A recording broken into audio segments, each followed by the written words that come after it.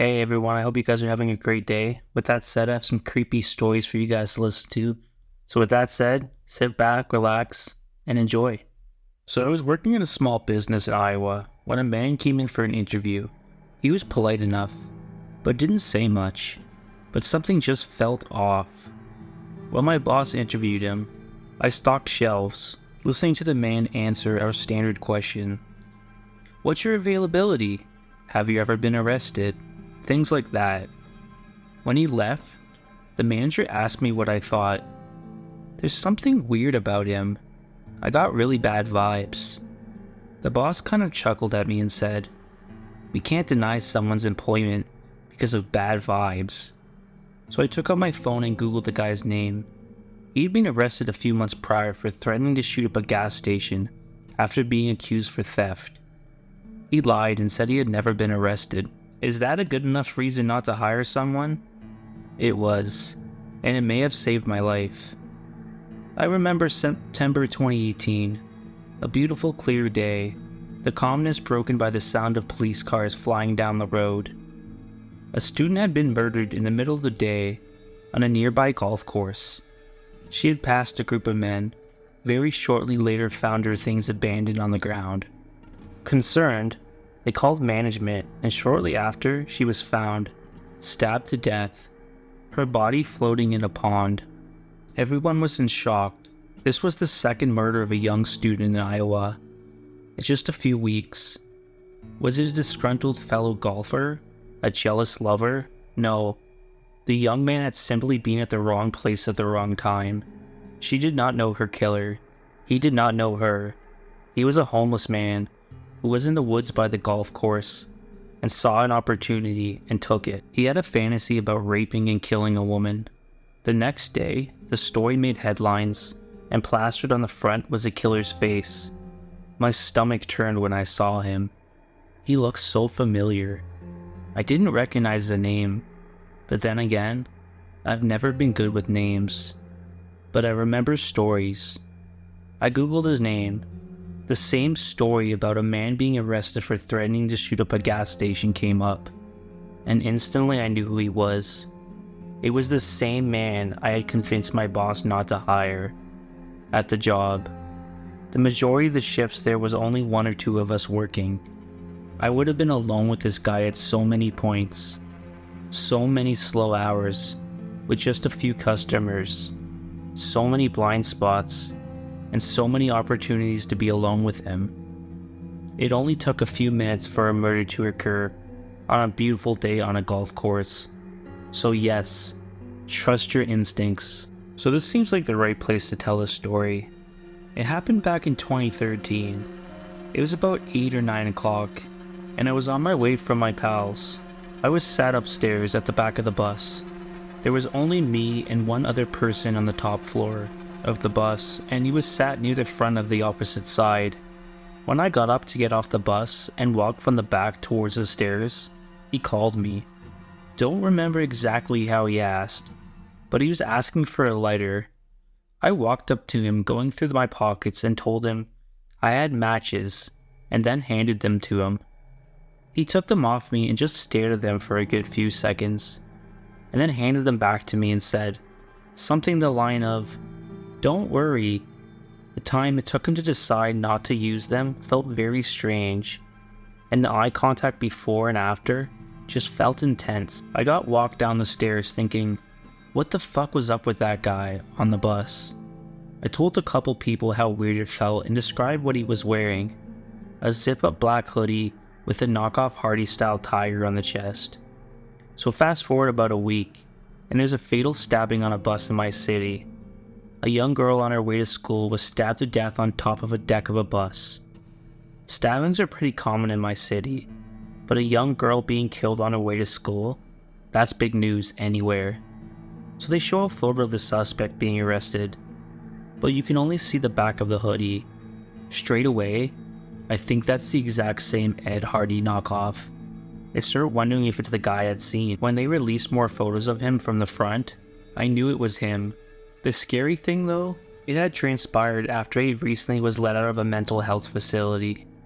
He hadn't been given any support and had been sleeping through On rough buses, I've had many interactions with mentally ill people and dangerous individuals, but this is one that stays with me. Even though the interaction wasn't much, it felt so strange. I always wonder if he was seeing how I reacted when he asked me, hence why he didn't use the matches. Who knows? It's just a sad story, really. Rest in peace to the poor girl who was murdered. Her name was Christina Edkins. She was 16 years old. I'm not sure if this belongs, so if not, just let me know. When I, 31, was 16, I was in choir at my high school. I performed for a lot of different events around town. One of them was to sing at the middle school sporting events. The middle school in my hometown, which there is only one, is just about a half a mile from my childhood home. So whenever we had events there, I walked, and I didn't get my license till I was about 17. This one night, I think it was November, we had to sing at a basketball game, and it was obviously dark when I was able to leave. Normally, I wasn't allowed to walk alone at night, but for choir, I was given permission, unless I felt unsafe. But there wasn't any reason to be creeped out at first, so I started my walk. Just down from the middle school is a stretch of road with almost no street lights. That has always creeped me out when walking. I crossed quickly and at a fast pace, going as I'm a naturally paranoid human. So about 2 minutes into the dark zone, I heard rapid footsteps behind me. I at first figured it was a jogger, but they made no attempt to pass me, and just stayed at a comfortable pace about 10 feet distance.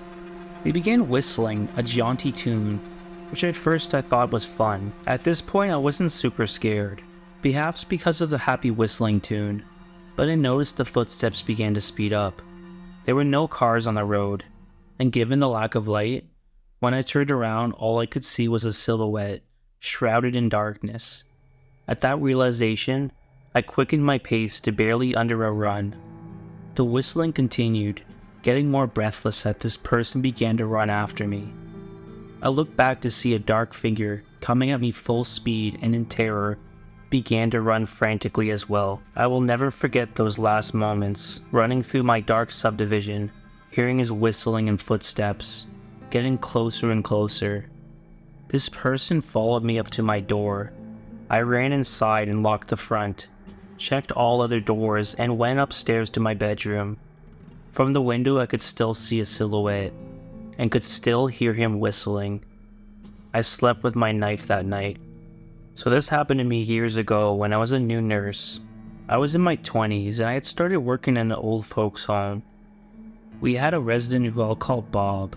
I didn't have an opinion of him, because he really kept to himself. He just seemed like a regular old man. He was in his 70s and he had several health problems, but he seemed happy and normal. So one day, it was just him and I had to give him his medication. He had a photo album in his lap, and he was grinning at the photos. Now, I always made conversation with the residents, and I had normal chit-chat with Bob before.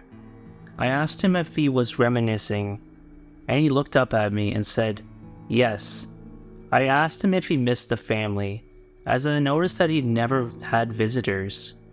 He kept smiling, and he told me that his friends were his family, and they were all gone now. Our conversation went on, and when I was about to leave, he asked if I would like to see his photo album. I of course agreed, but what Bob showed me made me feel sick. The photo album was one of those flip ones, where it's a row of plastic files that you slip a photo in, so you can see several at once, if that makes sense. Well, the photos were of naked women, and they were clearly in distress.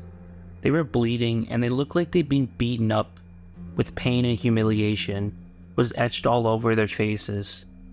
They were bound and gagged in disgusting poses. One woman in particular, it actually felt like she was staring right at me, like she was really in front of me, and pleading for help. The look in their eyes is what still gets under my skin. I felt sick. My blood literally ran cold. I didn't know what to say. I knew Bob couldn't hurt me, because he was too weak and old. But I had also had this thought that if I reacted in a certain way, he'd get off on it. It was like in that moment I just realized he was a sick, deeply disturbed, perverted man. Bob stared at my face, obviously waiting for a reaction that I didn't give him. It felt like hours passed, but it was probably less than a minute or two. He looked away from me and back to the photos, holding the album like he was presenting a priceless artwork. He smiled at the photos, and he told me in a wistful voice that he used to be in a biker gang, and that those women were the stock, he said, and that him and his friends could do whatever they wanted. I must admit, in that moment, I felt like knocking Bob out, but I knew that I had to remain calm, and something told me he would get off on it if I started shouting at him. Instead of doing something, I just left the room without a word. I didn't know what to do. I still had other medications to give out, so I finished that first. I then took a minute to myself, and I thought that if I was a smoker, now would be the perfect time to light one up. I was angry and numb after Bob's revelation. Whether his story was true or not, he clearly loved hating women. To have those photos in the album, I decided to tell a higher up, and they checked Bob's room. They never found the album, but I know what I saw. I didn't imagine it or dream it. It was 100% real. I have no idea what Bob did with the album or the photos, but he must have known I'd report the incident. He must have stashed them somewhere. I just don't know how they didn't search until later the next morning, at like 10 a.m., so I suppose he had time to hide them somewhere. So I continued to give Bob his medication, and he never acted differently, but I was always very reserved towards him. After all those photos still troubled me to this day, and I believe they'll haunt me forever. I wonder how many of those girls are missing today. Are they even alive? Was he a kidnapper, or was he a murderer? I just don't know. I've heard stories of gang members using women like objects and sexually abusing them, but I don't know much about it. It is a fucked up world we live in. I try not to think about it too much, but memories like this have a way of rearing their head occasionally. I wonder why Bob showed me them. Did he want to relive his past, and thought showing me and making me freak out would be fun? That would have happened if I had started shouting at him. These are answers I'll never have.